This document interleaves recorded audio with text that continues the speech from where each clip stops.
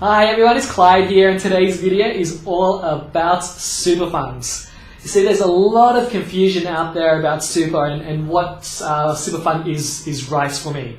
So what I wanted to go through with you today is just an overview of the three main types of super funds that are available, and just to give you a little bit of just some information about each of these three different types. So the first type of super funds available are industry super funds.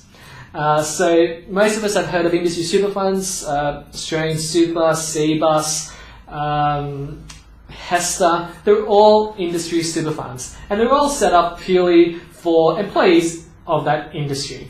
Now, most industry super funds today allow anyone to join, so you don't have to be in that industry, or you don't have to work in that industry to join. However, there are probably just a few number that do restrict you to join if you're not a part of that industry, but it's rare to find them these days. The profits from industry super fund are generally speaking, are paid back to members.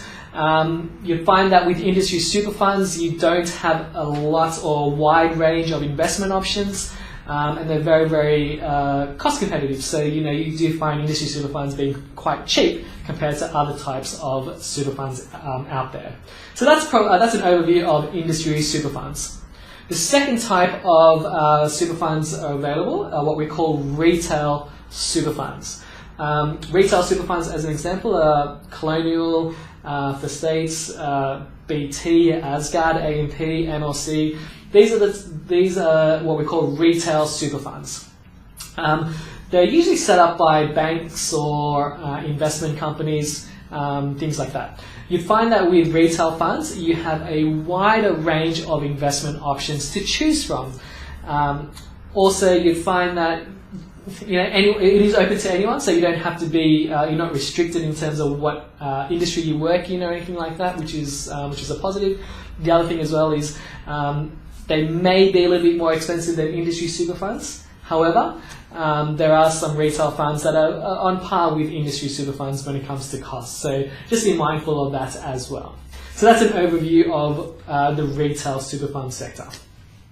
And finally, the third area, or the third type of super funds, are what we call self-managed super funds. Now, these are private super funds that are set up by individuals, and you can have a maximum of 4 people setting up 4 members to set up their private super fund. The advantage with setting up your own private super fund, again, you can pretty much, you have a wide range of investment options to choose from. Most people set up a self-managed super fund to purchase investment properties. There's a lot of advantages and disadvantages when it comes to setting up your own private super funds. The other thing as well is you have to be mindful of the costs associated with setting up a private or a self-managed super fund. The more money you have in there, the more cost effective it is for you. So again, you just have to weigh up the advantages and disadvantages with that. So they're the three main types of super funds that are available. First one is obviously the industry super funds. Secondly, the retail super funds, and finally the third is the private super fund or the self-managed super funds. Now, if you're confused and if you're not too sure which fund suits your needs, I highly recommend you to sit with a financial advisor, and they will be able to look at all these options and determine which is the right fund for you based on your needs and objectives. So that's it for this week. I hope you've got something out of it. If you have any questions, write your comments below. I'd love to hear them. And finally, remember, I'm dedicated to helping you take actionable steps today for a better financial tomorrow. See you next time. Bye.